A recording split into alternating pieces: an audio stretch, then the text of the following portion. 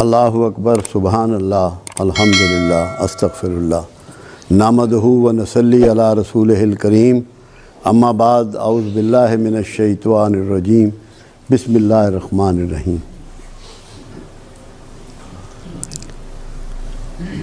زکریا علیہ السلام کو کہا گیا کہ عمران کی بیٹی حضرت مریم کا خیال رکھا کرو، اس کی دیکھ بھال کیا کرو۔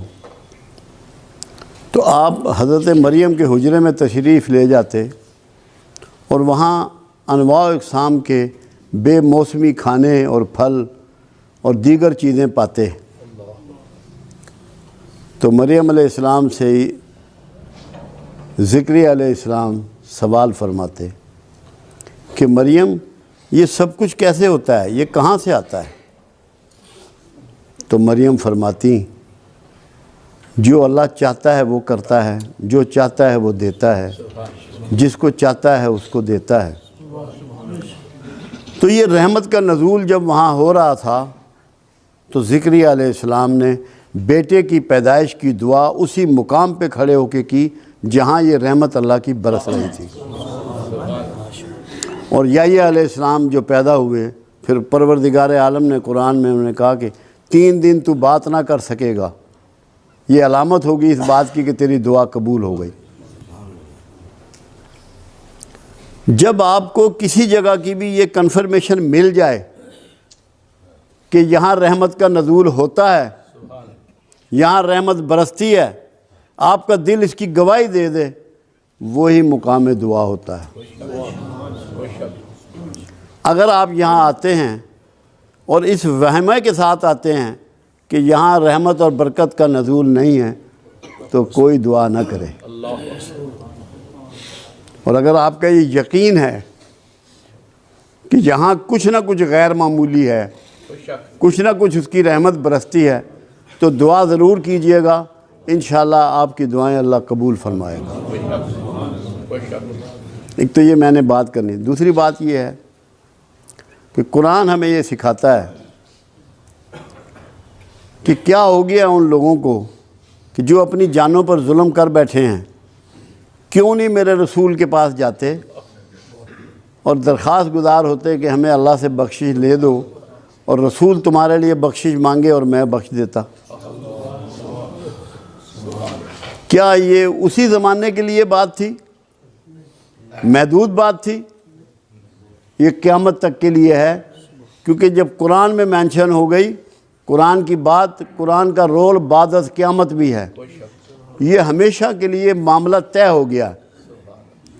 جب آپ درود شریف پڑھتے ہیں، جب سرکار پہ سلام بھیجتے ہیں تو آپ کی بات پوری پہنچتی ہے،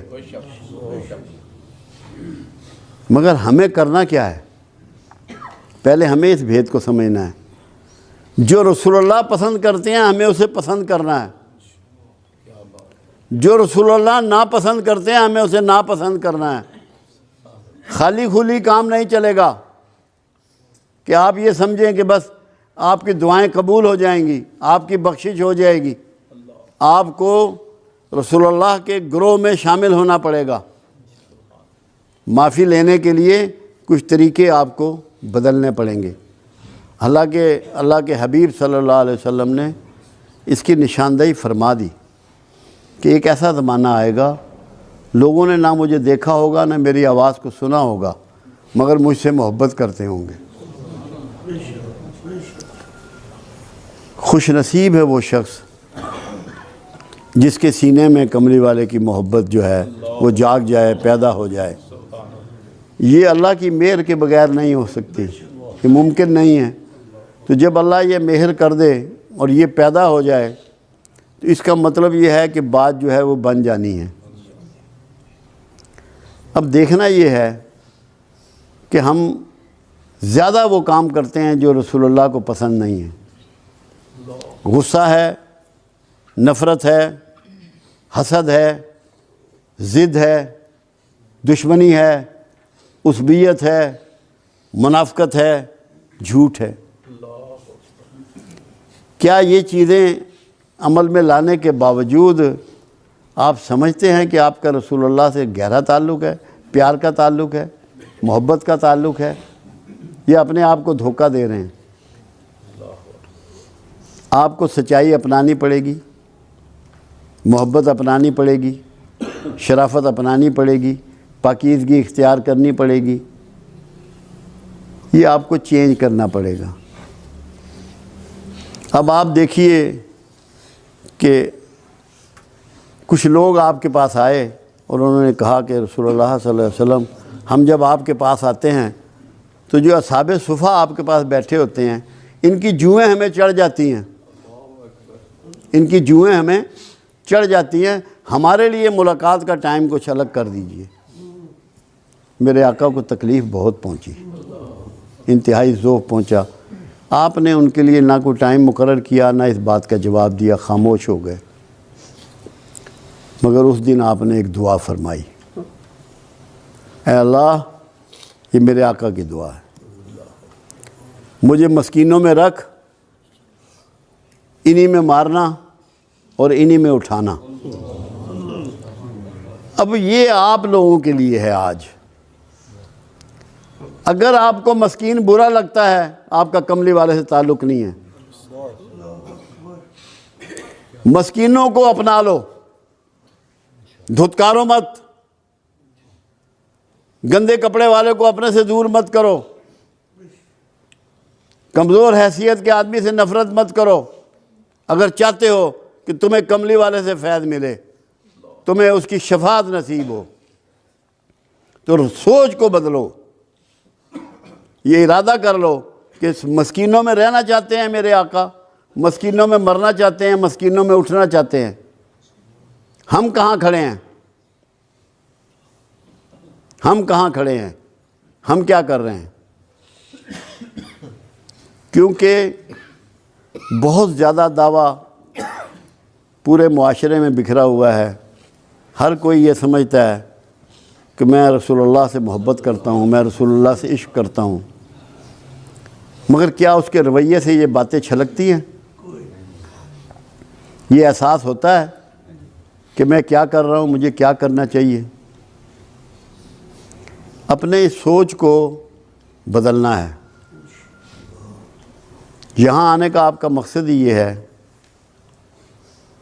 یہاں بنیادی طور پہ ہمارا سکول آف تھاٹ جو ہے وہ تصوف ہے، جو تمام اولیاء اعظام کا سلسلہ چلا آ رہا ہے، نسل در نسل چلا آ رہا ہے۔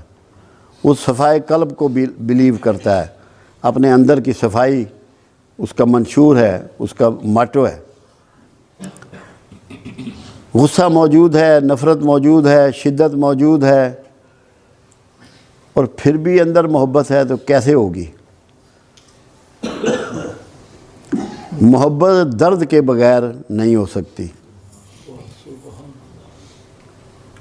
جب اللہ کے رسول صلی اللہ علیہ وسلم راتوں کے کھڑا ہو کے امت کی بخشش کی دعائیں کرتے ہیں، امت کی عافیت کی دعائیں کرتے ہیں، امت کی مغفرت کی دعائیں کرتے ہیں، کیا یہ بغیر درد کے ہے؟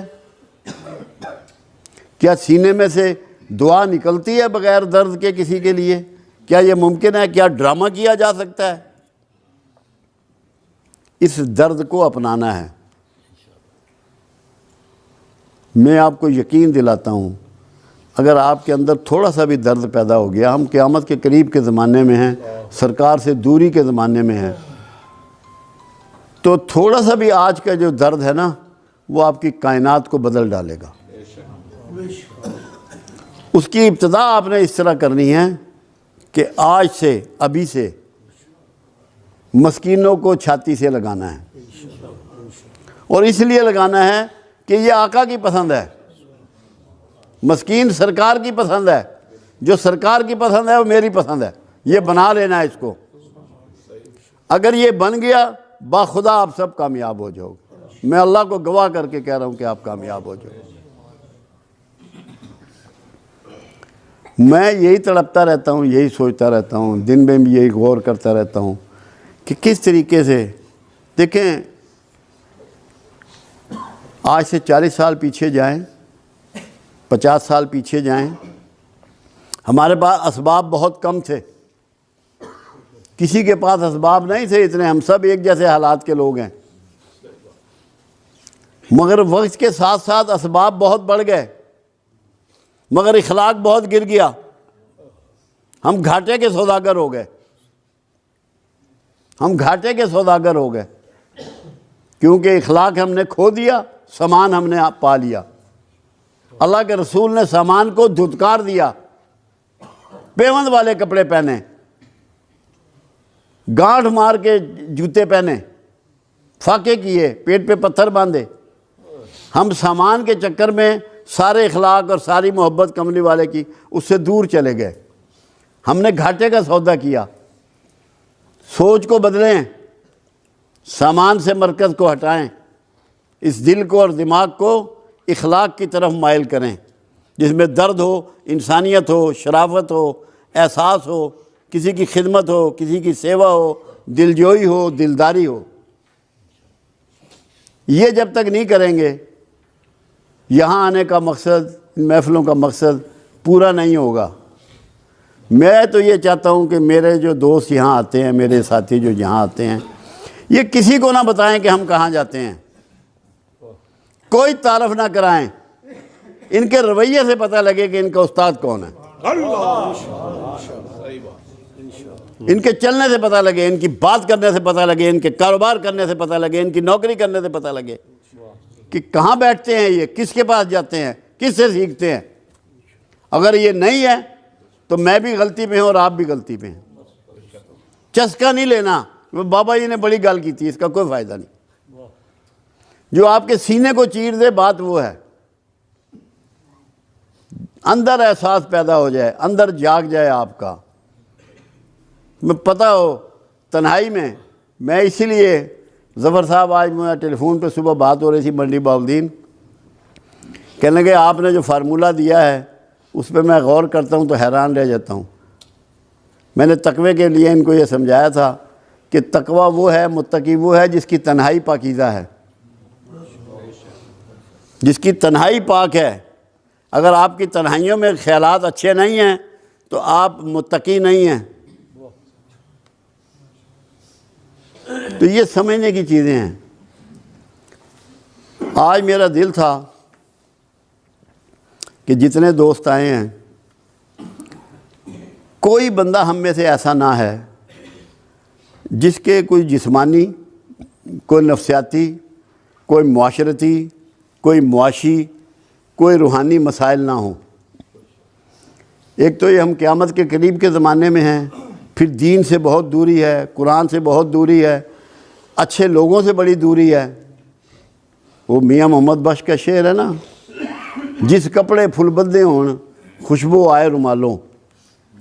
وہ سنگت کی بات ہے، پھول جس کپڑے میں بھی لپیٹ جائیں اس کپڑے میں بھی خوشبو بکھر جاتی ہے اور پھیل جاتی ہے۔ ایسے ہی کسی اللہ والے کے ساتھ تعلق جوڑنے سے یہ ہوتا ہے کہ اس کی خوشبو آپ کے سینے میں بس جاتی ہے، آپ میں کچھ نہ کچھ احساس پیدا ہو جاتا ہے، اللہ کا ڈر اور خوف اور کملی والے کی محبت اس میں بیٹھ جاتی ہے آپ کے سینے میں، آپ کے دل و دماغ میں۔ تو میں چاہ رہا تھا کہ میرے جتنے دوست آج آئے ہیں، کیونکہ ایک تو میرا یہ ایمان ہے اور میرا یہ یقین ہے کہ یہاں رحمت برستی ہے۔ کچھ مجھے ایسی احساس بھی تھا کہ جس نے جو دعا مانگنی ہے اپنی، جو اس کے دل میں ہے، جو اس کی آرزو ہے، اس کے معاملات ہیں، خرابی ہے، جو بھی ہے، اللہ کے لیے کوئی کام بڑا نہیں ہوتا۔ ہم یہ سمجھیں نا کہ یہ کام اللہ نہیں کر سکتا، اللہ کے لیے تو ہر کام چھوٹا ہے، ہمارے لیے چھوٹا یا بڑا ہو سکتا ہے۔ اللہ کے لیے کسی کام کی کیا ویلیو، اس نے تو کن کہنا اور کام ہو جانا۔ اس کے لیے میرے ذہن میں آج یہ تھا کہ دعا کریں گے اکٹھے، اور جس جس کے دل میں جو جو آرزو ہے وہ اس کے لیے اپنی دعا مانگ لے گا۔ اس سے پہلے ایک بات بہت ضروری ہے، قرآن حکیم میں یہ بات سمجھائی گئی کہ مشرکین مکہ رسول اللہ صلی اللہ علیہ وسلم کو جب پکارتے تھے تو رانا کہتے تھے، رے عین نون الف، یعنی کہ چرواہا، چرواہا۔ اللہ کے حبیب نے قرآن میں یہ بتایا کہ میرے رسول کو آئندہ سے رانا نہ کہو، اس کو کہو انظرنا۔ لوگوں نے اس کے معنی اور مطلب کو نہیں سمجھا۔ انظرنا کا مطلب ہے کہ آقا نظر کرم ادھر پھیریے، نظر کرم ادھر پھیریے۔ تو آپ نے دعا سے پہلے سب نے انظرنا پڑھنا ہے کہ ہم نے پہلے آقا کو متوجہ کرنا ہے اور پھر اللہ سے مانگنا ہے۔ بات سمجھ میں آئی یا نہیں آئی؟ پہلے پڑھنا ہے انظرنا کہ آقا ادھر نظر کرم پھیر دیجئے، پھر اپنی اپنی دعا جس نے بھی کرنی ہے وہ کر لینی ہے۔